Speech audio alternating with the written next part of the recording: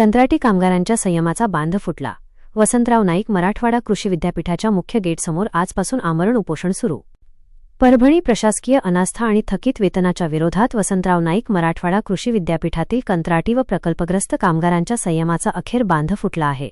पूर्वघोषित इशाऱ्यानुसार आज 14 जुलै रोजी सकाळपासूनच डेमोक्रेटिक इंडियन ट्रेड युनियन आणि विविध कामगार संघटनांच्या नेतृत्वाखाली विद्यापीठाच्या मुख्य गेटसमोर कामगारांनी बेमुदत आमरण उपोषण सुरू केले आहे। आपल्या न्याय्य हक्कांसाठी शेकडो कामगार आक्रमक पवित्र्यात ठाण मांडून बसल्याने विद्यापीठ परिसरात तणावपूर्ण शांतता पसरली आहे। घामाचा पैसा रोखणाऱ्या प्रशासनाला जाग कधी येणार? गेल्या अनेक वर्षांपासून विद्यापीठाचा गाडा हाकणाऱ्या या कंत्राटी कामगारांना गेल्या 2 ते 3 महिन्यांपासून पगार मिळालेला नाही। दर महिन्याच्या 5 तारखेला पगार होणे अपेक्षित असताना विभाग प्रमुखांच्या मनमानी आणि आडमुठ्या धोरणामुळे कामगारांच्या घरात चुली पेटणे कठीण झाले आहे। आम्ही रात्रंदिवस राबायचे आणि आमच्याच हक्काच्या पैशांसाठी प्रशासनाकडे भीक मागायची का, असा संतप्त सवाल आंदोलक कामगारांनी उपस्थित केला आहे। शासन नियमानुसार विशेष भत्त्यासह किमान वेतन आणि रविवारची पगारी सुट्टी देण्यास टाळाटाळ करून प्रशासन कामगारांचे आर्थिक शोषण करत असल्याचा गंभीर आरोप यावेळी करण्यात आला। केवळ वेतनाचाच प्रश्न नाही तर सन 1982 ते 2001 या कालावधीतील भविष्य निर्वाह निधीची हक्काची रक्कमही प्रशासनाने अद्याप दिलेली नाही।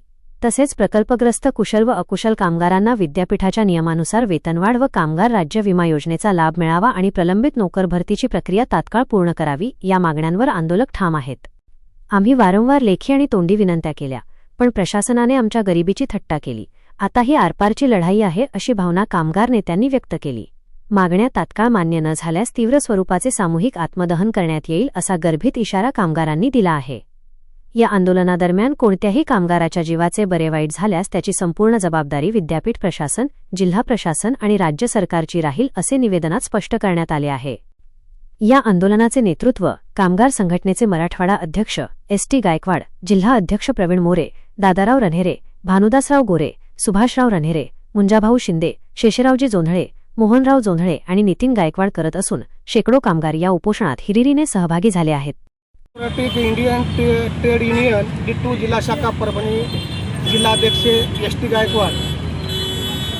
वसंतराव नाईक मराठवाडा कृषी विद्यापीठाच्या कंत्राटी कामगारांच्या संदर्भामध्ये या ठिकाणी आम्ही आजपासून आमरण उपोषण धरणे आंदोलनाला बसलो आहोत। गेल्या अनेक वर्षापासून मराठवाडा कृषी विद्यापीठ अंतर्गत विविध विभागामध्ये अनेक कामगार प्रत्यक्षपणाने प्रामाणिकपणाने आपलं कर्तव्य पार पाडत आहेत, परंतु विद्यापीठ प्रशासन कामगारांना किमान वेतन आणि विशेष भत्ता देत नाही, कामगारावर अन्याय करत आहे। आम्ही अनेक वेळा कामगारांच्या वतीनं आणि संघटनेच्या वतीनं सुद्धा विद्यापीठ प्रशासनाला लेखी निवेदन दिलेले आहेत, धरणे आंदोलन केलेले आहेत, आमरण उपोषण केलेले आहेत, परंतु विद्यापीठ प्रशासन कुठल्याही प्रकारची आमच्या निवेदनाची किंवा आमच्या मागणीची या ठिकाणी गांभीर्याने नोंद घेत नाही।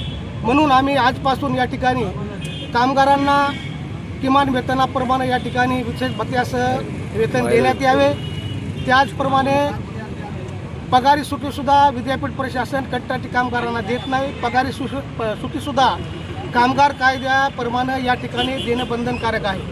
आम्ही अनेक वेळा या संदर्भातही कुलगुरू आणि विद्यापीठ प्रशासनाला याबाबतीत बोललेलो आहोत, परंतु विद्यापीठ प्रशासन कुठल्याही प्रकारची आमची गांभीर्यानं नोंद घेत नाही।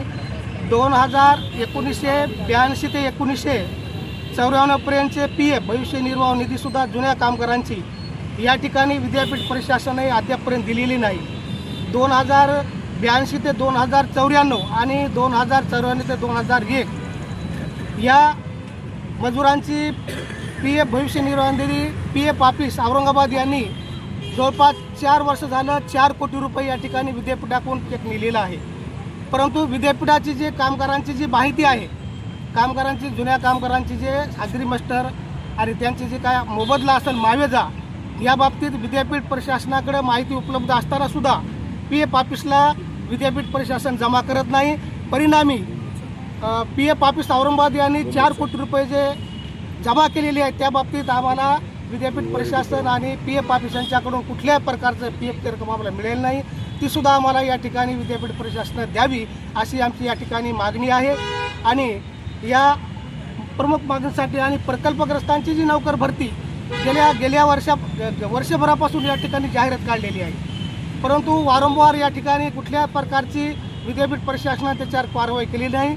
काही प्रकल्पग्रस्त प्रमाणपत्र जिल्हाधिकारी पुनर्वसन अधिकारी यांच्या कार्यालयाकडे प्रस्ताव पडून आहेत, परंतु साध्या त्रुटी काढून पुनर्वसन अधिकाऱ्यांनी जिल्हा प्रशासन तिकडचं प्रकल्पग्रस्ताला कुठल्याही प्रकारचं प्रकल्पग्रस्त हस्तांतरण आणि प्रकल्पग्रस्ताचे निर्गमित करीत नाही. त्यामुळे सुद्धा या ठिकाणी ही प्रकल्पग्रस्ताची जाहिरात किंवा परिणामी नोकर भरती या ठिकाणी रखडलेली आहे. याही बाबतीत कुलगुरू जातीनं लक्ष देऊन आणि जिल्हाधिकारी आणि पुनर्वसन अधिकारी यांनी सुद्धा या ठिकाणी गांभीर्यानं त्या बाबतीमध्ये लक्ष देऊन आमचा प्रश्न निकाली काढावा.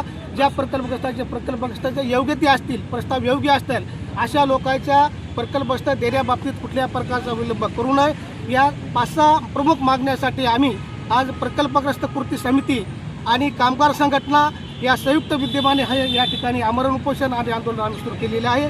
या उपरही विद्यापीठ प्रशासन आमची कुठल्याच प्रकारची दखल घेत नसत तर आम्हाला या ठिकाणी तीव्र आंदोलन छेडण्याशिवाय पर्याय नाही आणि जे काही परिणाम होतील त्याला विद्यापीठ प्रशासन जबाबदार राहील.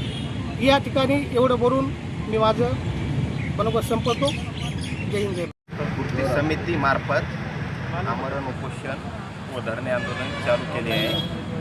जोपर्यंत आमच्या मागण्या पूर्ण होत नाहीत तोपर्यंत आंदोलन चालूच राहील.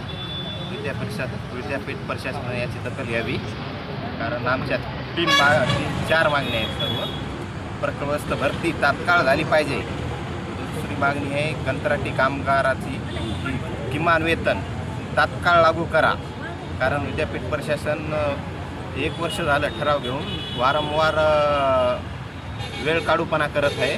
2025मध्ये ठराव झाला पण कामगारांना किमान वेतन देत नाही. त्यासाठी पण हे आंदोलन आहे. जर ह्या आमच्या मागण्या पूर्ण नाही झाल्या तर तीव्र आंदोलन करण्याचा इशारा प्रकल्पग्रस्त कृती समितीमार्फत देण्यात येत आहे.